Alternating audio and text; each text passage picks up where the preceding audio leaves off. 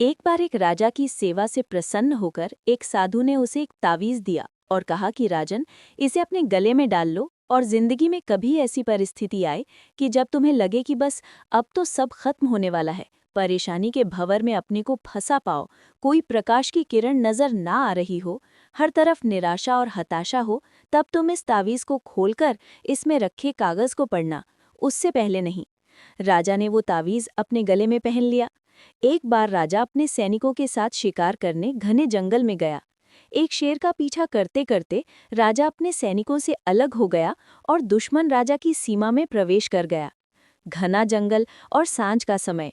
तभी कुछ दुश्मन सैनिकों के घोड़ों की टापों की आवाज राजा को आई और उसने भी अपने घोड़े को एड़ लगाई। राजा आगे आगे, दुश्मन सैनिक पीछे पीछे। बहुत दूर तक भागने पर भी राजा उन सैनिकों से पीछा नहीं छुड़ा पाया। भूख प्यास से बेहाल राजा को तभी घने पेड़ों के बीच में एक गुफा सी दिखी। उसने तुरंत स्वयं और घोड़े को उस गुफा की आड़ में छुपा लिया और सांस रोककर बैठ गया। दुश्मन के घोड़ों के पैरों की आवाज धीरे धीरे पास आने लगी। दुश्मनों से घिरे हुए अकेले राजा को अपना अंत नजर आने लगा। उसे लगा कि बस कुछ ही क्षणों में दुश्मन उसे पकड़कर मौत के घाट उतार देंगे। वो जिंदगी से निराश हो ही गया था कि उसका हाथ अपने तावीज पर गया और उसे साधु की बात याद आ गई। उसने तुरंत तावीज को खोलकर कागज को बाहर निकाला और पढ़ा।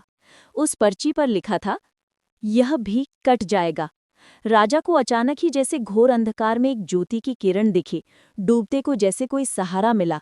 उसे अचानक अपनी आत्मा में एक अकथनीय शांति का अनुभव हुआ। उसे लगा कि सचमुच यह भयावह समय भी कट ही जाएगा, फिर मैं क्यों चिंतित हूँ। अपने प्रभु और अपने पर विश्वास रखते हुए उसने स्वयं से कहा कि हाँ, यह भी कट जाएगा। और हुआ भी यही। दुश्मन के घोड़ों के पैरों की आवाज पास आते आते दूर जाने लगी। कुछ समय बाद वहां शांति छा गई। राजा रात में गुफा से निकला और किसी तरह अपने राज्य में वापस आ गया। दोस्तों, यह सिर्फ किसी राजा की कहानी नहीं है, ये हम सबकी कहानी है।